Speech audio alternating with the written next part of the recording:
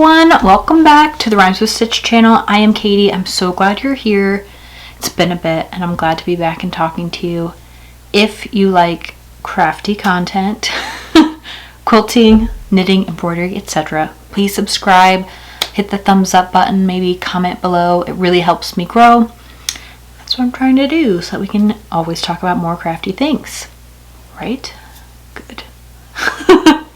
So today I have a few finished objects to show you, and then we'll finish with this blanket I just acquired, and I'm going to try and give it a facelift, make it awesome for another 30 some years. And I think I'm going to try and film that, which will be a little different for me, but I've been sitting on it kind of waiting until I can show you what it looked like at first before I go and tear it all apart. So first things first, finished objects. Are you ready? I finally finished that blanket. Woo! With the sparkly princess yarn. Oh my gosh. So the yarn was from Yarn Cafe Creations. She had an advent with like a sparkle base. It has like a tinsel, the sparkly stuff on the yarn. And her base is actually super soft, and I knew it would be awesome. I paired it with this lilac, like really fuzzy, soft yarn from Pearl Soho. That yarn's called Posy. And I just held it double throughout to kind of melt everything together. I didn't want harsh stripes, just like, you know, soft awesomeness. And I think I got it. I don't know, let me know what you think. But here you can see all the stripes? It turned out to be a pretty good size. Maybe 5 by 5, I think, if I measured it. Still a little small for me. Like when I'm sitting with a blanket, I want to be, you know, covered in it. I don't want just a little lap guy, but we'll see. So I think I'm going to gift it. But I added an I-cord border with this like blue all around. I think it just kind of makes it a little more finished than kind of those weird edges. Riggsy was bothered if you heard him growl there. And I'm sorry, it's dark outside. Middle of March, it was just like snowing and got horribly cold and dark here. So it looks like I'm in a basement. I swear there's a giant window right in front of me. Still dark. I hope you guys are all somewhere warm and awesome. But anyway, so here's my blanket. I think it's so pretty. The only thing I worried about is, like I showed you guys, I used the magic knot ball, right? Like the big ball where I just put all of the ends together. You tie a knot a specific way, you know, YouTube, magic knot ball, you'll find it. It was awesome with those habitation throws. Haven't had a single thing come undone, and the boys stretched those out like, I don't know. My oldest is like a total string bean, and he'll like pull the whole blanket, tuck under his feet. Nothing has come undone. But I have found maybe 3 ends in this that are like looking sus. And so I had to go and fix them. And so now I'm worried about giving it away, which was my plan. Because I had 30 minis plus about 15, they were 50 gram skeins. So there were 15 skeins of the lilac. So that's a butt ton, excuse my French, of ends. And if they come undone, you know, not just anyone can grab those and save it from unraveling quite a bit before it got back to me. And I don't want to give something that's going to fall apart anyway. Like, what fun is that present? Like, here it is. You can only look at it. It's not for cuddling. So I don't know. I'm almost tempted to like let my youngest have it for a night. Like, do your worst. You know, go crazy. And we'll see if anything comes undone. And if it passes that test, then it's good for anyone. Anyone can handle it. What do you think? Does that sound like a good idea? That seemed like the best I could do. Because it's so pretty and it would be perfect. It's very thick. Like both the yarns together made quite a hefty blanket. I think if I weighed it, it would probably surprise me. But it turned out really beautiful. And I'd love it to be a gift. So I don't know. What do you think? Should I risk it? Is it like gifty, beware? Just hand it over with the disclaimer. Like, enjoy it for as long as you can. I don't know. Has anyone ever done that? I was excited for the magic knot ball again. It has not done me wrong yet, and now it might. I don't know. I'd still do another magic knot ball. They're so nice not to weave in all those ends. Like, that's a lot of ends. That's so many ends. Nobody wants that, right? Ugh, I know you guys know. And then next, I did an embroidery bit, which I don't know if I've shown you guys any embroidery yet. I get off of it, like, you know, it only comes back and forth in my crafty hobby. I don't know, a couple times a year. Maybe I just get the itch. And there's a few things, like in that corner, they all hang above my desk so I can see them while I work. There's a sampler right there on the wall that I did from a class on crafty, which was really great to learn all the different kind of little bits you can do. I really liked that. But what I did last year and then tried to kind of enhance it this year was recreating an illustration. So this book, it was published in the 50s and it is quite well loved. There's no back. You know, the binding's completely shot. It's from my grandmother. It is from when she was little, and when I went and stayed with her in Tennessee for like about a week at a time, maybe a couple times a year, I would bring tons of books because I'm a huge nerd, but I would always end up reading this book over and over, right? So good. I don't know if you've read these, but they're really wild and, you know, a little different than how Disney sees them now. So if you want to be weirded out, pick up some Grimm's fairy tales. They're very weird, but this book has really neat illustrations in it that give me such nostalgia because, again, I've read this. They're like it's so connected to like a really wonderful place, like in my childhood that I loved. Like here's, can you see that one? Let me try to get my face out of it. Come on and focus. This is Cinderella. It's called Aschenputtel in the book. You know, German. So yeah, full of these illustrations. So I picked a random one. It was a few years back when I was traveling to Seattle, and I just kind of traced it on the fabric, and then I just did a simple back stitch over it. Let me see if you can see that.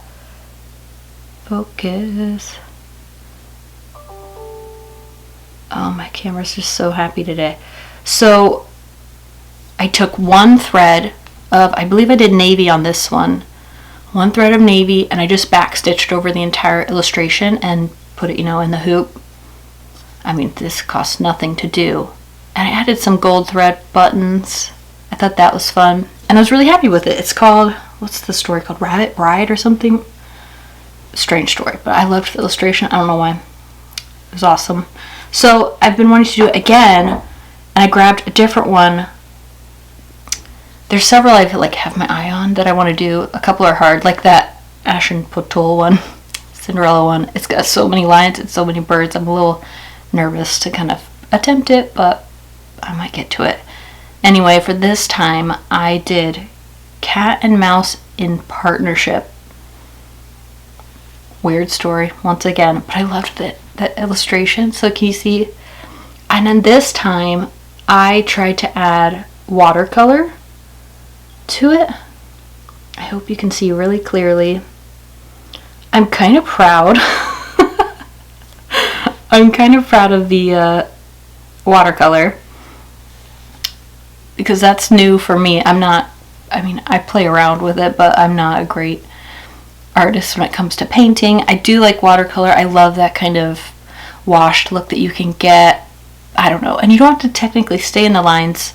Like when I went and searched on YouTube for videos of kind of how to do this well, a lot of people liked that it went outside the line. They liked that it was kind of a muddier look, you know, just gave it kind of a charm, I guess. I am a little bit too anal to like that as much, so I did try and stay in the lines. Sorry if that's anti-watercolor. I can't be anyone else. But I really liked the way it turned out. I thought, oh, isn't that so fun? Like if you had a nursery, you could put it on the wall like a decoration. I think they're so cute. What do you guys think? It'll probably just be on my wall for now. There's no nursery here. But I really liked it. And it wasn't too time consuming. you know, to actually do the line drawing.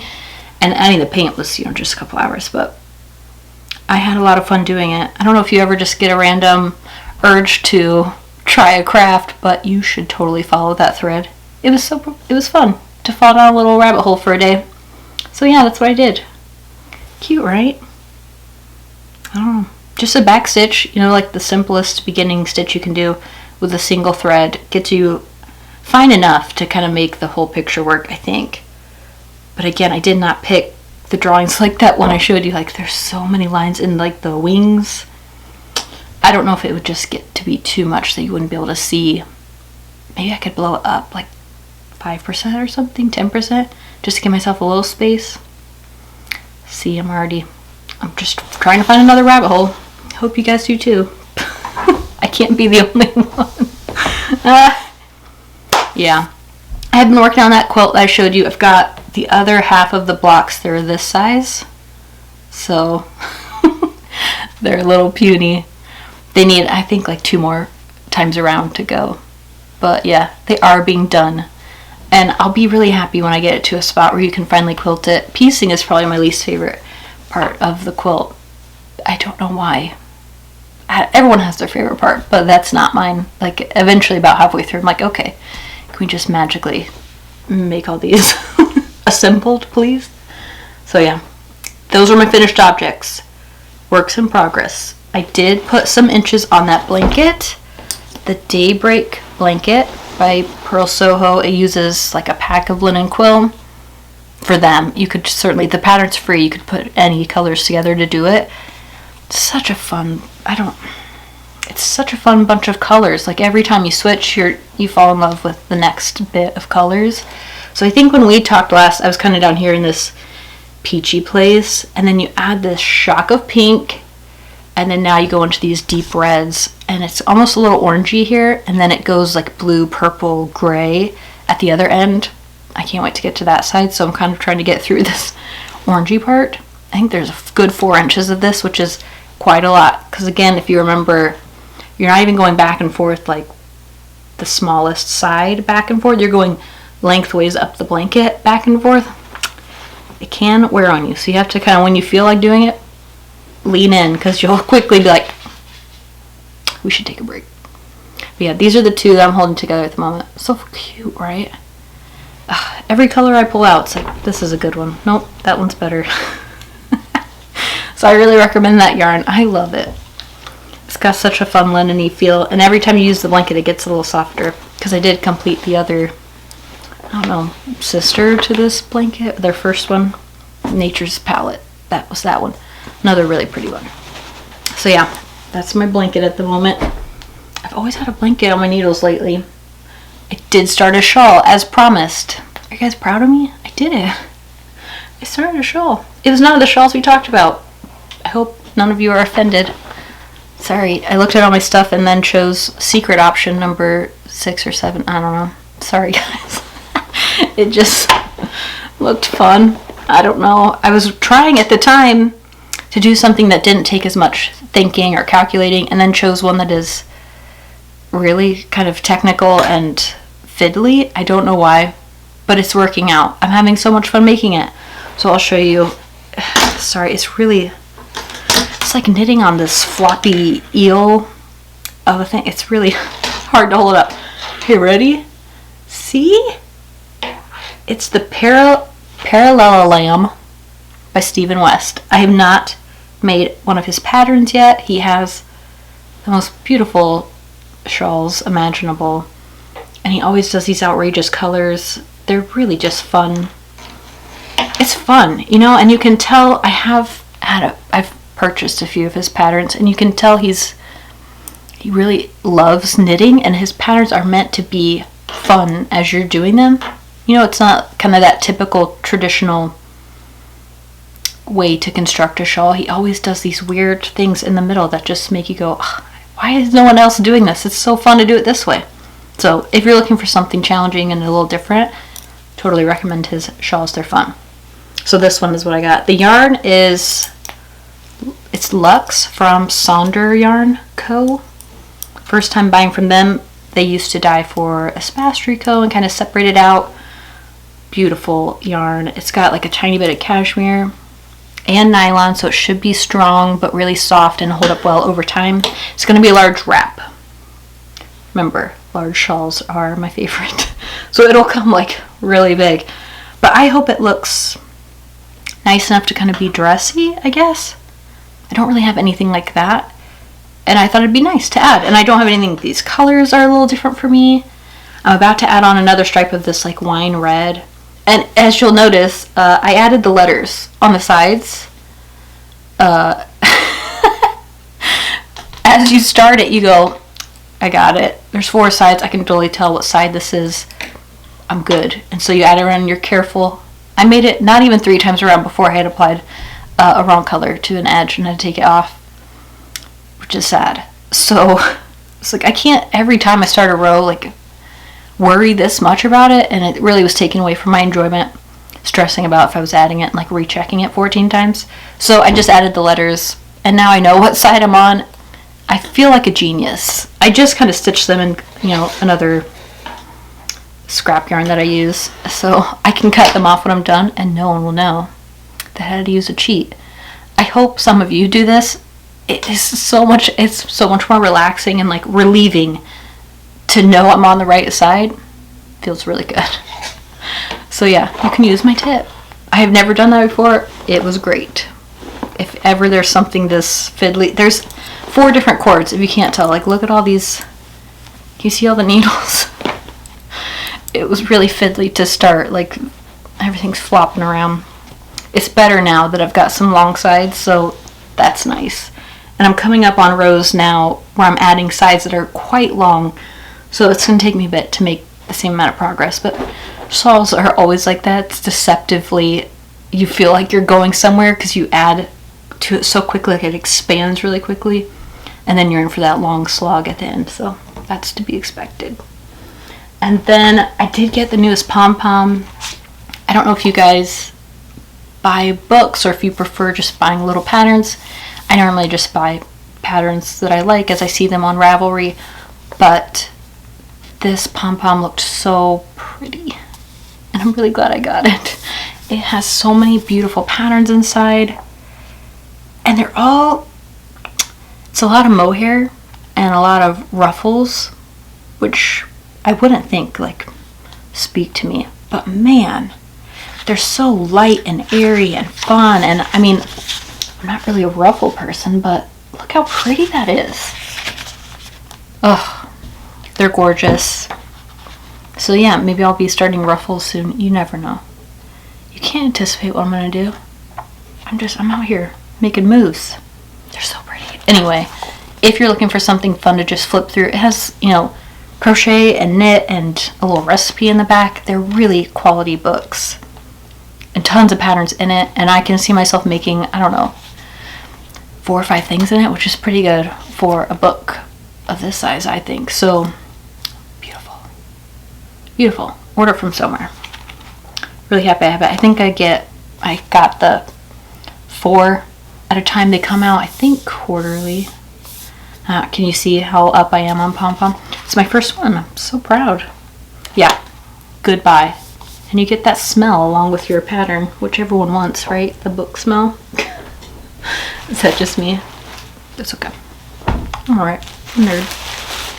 Okay, so last but not least, this is a horrifically disfigured baby blanket of my brother's. So I'll show you. It's just, this is the pattern front and back. It's very faded. I think this was like a peachy color at one time. It's almost gone. There might have been even another color somewhere on this that is gone that you can't see anymore. Like, see in this ball how it's kind of missing whatever those 2 bits are. So I think just over time, whatever that particular dye was, it's not hung around. But that's fine. It just adds some charm. But anyway, I don't know if you can see, but like the edges, they didn't do a binding, so it's just completely open. I mean, maybe 20% of the binding is still intact. It's a mess. And I'm not even sure if this was machine made or someone personally made it.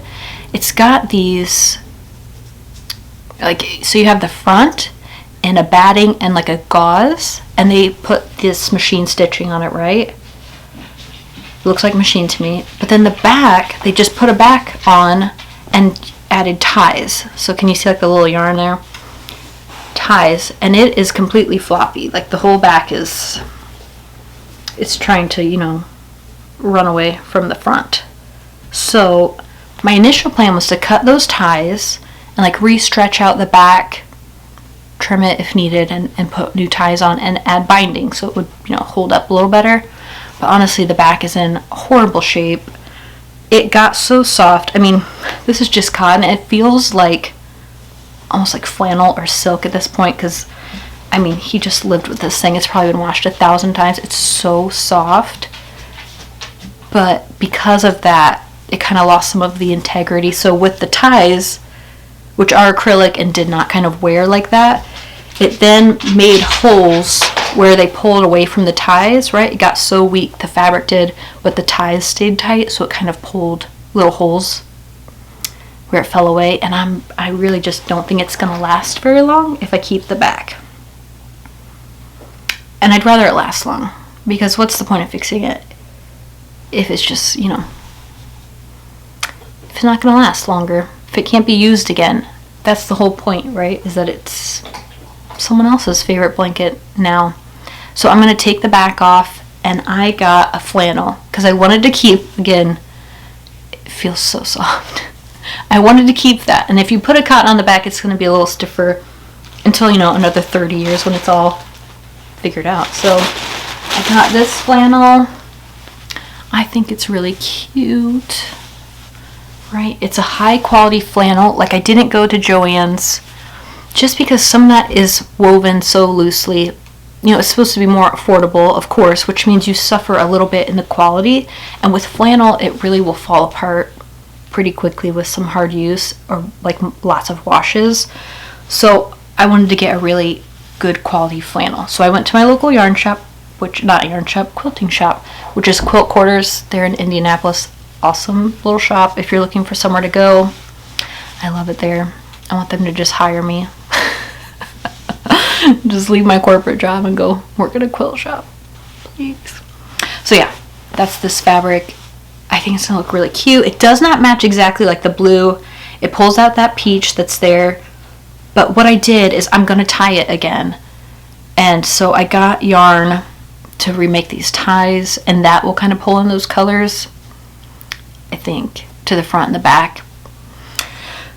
We'll see how it works out. But I'm gonna felt them into little balls instead of these like yarn flanges. I don't know the technical term, but I'm gonna felt them. I haven't done that before. It looked super cute. Quilt Fort Co. She did it on one of her quilts last year, and I've been like waiting for a reason to pull that out. And it combines my two loves, because now I have to get yarn for a quilt. I mean, seems like perfection to me. We'll see. I hope it works out really well. I'm gonna try and put lots of ties, or maybe go over one of these lines that's been quilted already to kind of make sure the back doesn't have quite so much room to kind of pull away.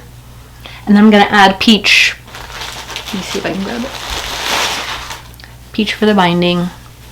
I didn't want to stand out because, again, the original blanket didn't have binding. It's just a flat edge. So I'm trying to keep the spirit of the blanket alive while making it useful again. And then I'll give it to my brother, and maybe his little boy can use it forever. I don't know why my brother loved this, but as soon as I saw it, and my mom's like immediately went just like totally back in time. Like, where's little Chad? Where's little bro? So I hope he really likes it when I fix it. I think he will. But I'm gonna try and film me fixing this. So not our normal chats. I'm hoping to kind of show what I'm doing and how I'm doing it. I hope you guys like that too, but it's gonna be hard. I don't know how to set up cameras very well and get angles and all of that, so that'll be learning for me, and I hope you guys will enjoy that too. I thought it'd be a fun way to, I don't know, to spend some time on the internet. And maybe you can find an old blanket of yours and fix it. I have, in the last year, fixed a quilt that Our dog chewed and was really surprised at how much I could bring it back to what it looked like originally. So I do have a high degree of confidence. We'll see how quickly that ends when I go to actually tear this apart. I hope it's not in worse shape inside than what I can see. So wish me luck. Okay? Send me good vibes. But yeah, that's what I'm going to go get to, I think, is start cutting some of these ties off. The yarn should come today so I can do the fun part, which will be felting on that little bits, right? Love it. Okay, that's what I had today, right? A good mix. Finish some things, starting some things, and we're going to try something out. We should all be so lucky in our crafts, right? I hope you guys have fun things to do and that it's really not this dark and gloomy where you're at. Man, I could really use some sun. I think it's about to get frigid freezing here. That's alright. We'll get through. Spring will come eventually. That's just Indiana's like every 5 minutes the weather changes drastically. So, just kind of part of it. You have to roll with it. But yeah, wish me luck, right? Talk to you guys next time. Bye.